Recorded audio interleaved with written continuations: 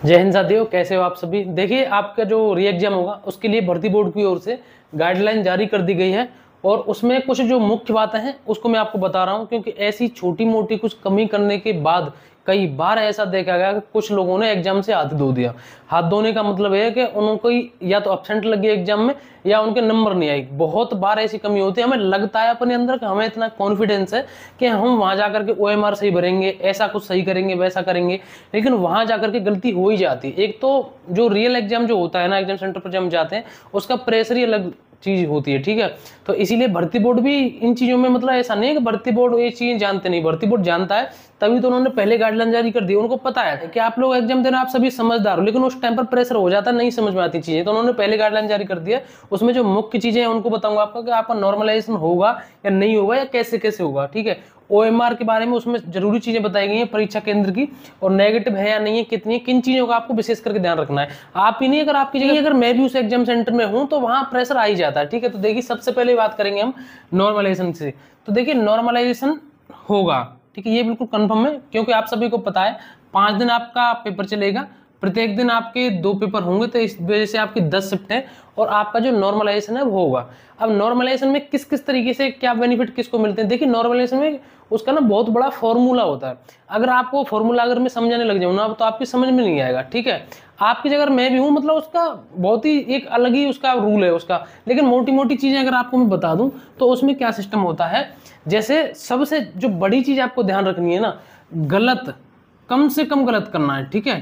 कितना कम से कम सोचना है, मतलब कम से कम गलत करना है, इन चीजों से बचना है गलत करने से। क्योंकि सीधी सीधी जो सबसे मुख्य बात है ना नॉर्मलाइजेशन की, वही है कि जो सबसे ज्यादा गलत करेगा ना उसके नंबर उतने ही कटेंगे, ठीक है। और उसमें एक चीज और देखी जा सकती है, जैसे जो प्रश्न आपने सही किए ना, अगर वो प्रश्न एक अच्छे लेवल के कठिन तरीके के हैं तो उसमें आपको नॉर्मलाइजेशन ज्यादा मिलता है। क्योंकि देखिए उसमें क्या है, नॉर्मलाइजेशन का जो फॉर्मूला सीधा सीधा ये कहता है कि जो इजी क्वेश्चन है वो तो सब कर ही रहे हैं, ठीक है, अच्छी बात है, लेकिन जो कठिन प्रश्न थे वो भी इस बंदे ने किए, तो इसका मतलब नॉर्मलाइजेशन में इसको फायदा मिलना चाहिए, क्योंकि ये मेहनती बच्चा है, पढ़ने वाला है, उस तरीके से मिलता है और उसका लंबा फॉर्मूला होता है। तो कुल मिलाकर के नॉर्मलाइजेशन मिलेगा।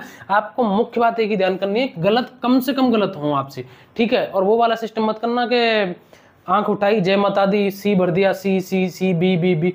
गलत मैं नहीं कर रहा, आपसे कोई भी गलत नहीं होगा, आपसे गलत होंगे, लेकिन कम से कम कोशिश करना कि हमसे ज्यादा से ज्यादा गलत नहीं हो, ठीक है।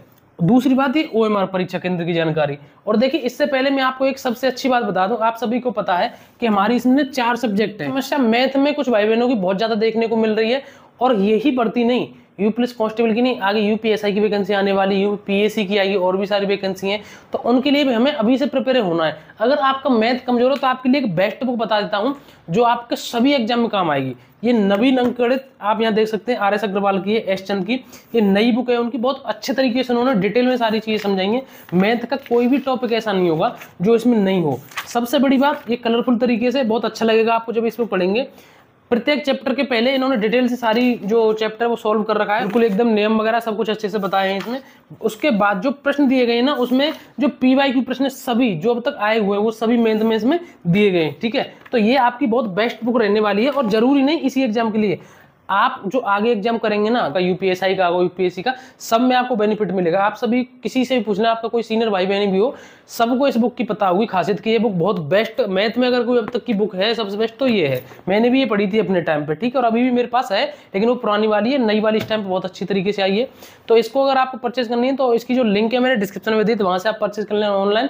अगर आपको ऑफलाइन चाहिए तो किसी भी बुक स्टोर पर चले जाना, बुक स्टोर से कहीं से भी आपको मिल जाएगी, ठीक है। अब हम बात करते हैं OMR की, जो कि सबसे जरूरी चीजें हैं।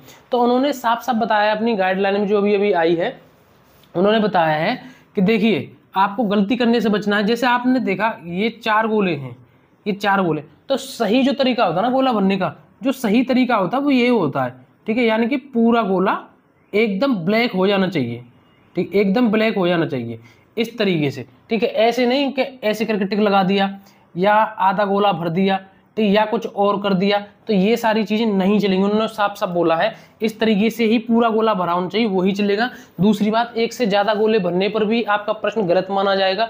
और दूसरी बात, पेन रही पेन की बात, तो पेन आप ब्लैक और ब्लू दोनों, कोई से बॉल पेन हो वो चलेंगे, ब्लैक हो या ब्लू हो, लेकिन बॉल पेन होने चाहिए। ठीक है, ये सारी चीजें हैं। तो OMR का खास करके ध्यान रखना है कि उसमें क्या क्या चीजें भरनी है, क्या क्या चीजें नहीं भरनी है, आप यहाँ स्क्रीन पर भी देख रहे होंगे। और दूसरी बात मैं आपको बताऊं, जो परीक्षा केंद्र पर है ना, वहां पर आप सभी को टाइम से पहुंचना है। जो भी आपकी शिफ्ट होगी, जिस भी दिन आपका पेपर होगा, वहां पर आपको टाइम से पहुंचना है।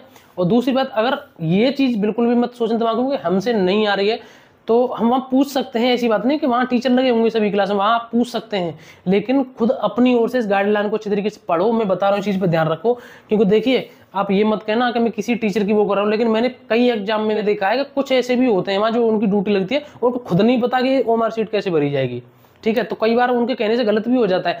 तो खुद के ऊपर विश्वास करना, ये देखना कि मैं कुछ गलत तो नहीं कर रहा हूँ। ठीक है, उसमें जो OMR होगी, आपके जो पेपर होगा, उसमें भी सारी चीजें लिखी होंगी।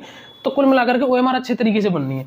अब बात आती है नेगेटिव की, तो नेगेटिव इसमें है या नहीं है। तो देखिए मैं आपको साफ साफ बता दूं, इसमें नेगेटिव है। जो ही मैं अभी यहाँ कह रहा था कि गलत कम से कम करना है गलत, और नेगेटिव कितनी है, जब आप कोई प्रश्न सही करेंगे तो उसमें आपको 2 नंबर मिलेंगे। तो आपको पता है प्रत्येक प्रश्न 2 नंबर का है। अगर आपने कोई प्रश्न गलत कर दिया, ठीक है, अगर आपने कोई प्रश्न गलत कर दिया तो 0.5 की इसमें नेगेटिव मार्किंग, यानी कि अगर आपने 4 प्रश्न गलत कर दिए तो एक आपका सही काट लिया जाएगा। ठीक है, एक आपका सही काट लिया जाएगा। तो इस तरीके से ये सारी चीजें हैं। और जो इसकी पूरी गाइडलाइन है मैंने अपने टेलीग्राम पर डाल दी है, टेलीग्राम पर जरूर चले जाएं, उसकी जो लिंक है मैंने डिस्क्रिप्शन में दे दी है। और ये सारी चीज जरूर देखना, नॉर्मलाइजेशन में आप सभी को फायदा होगा अगर आप कम से कम गलत करेंगे तो।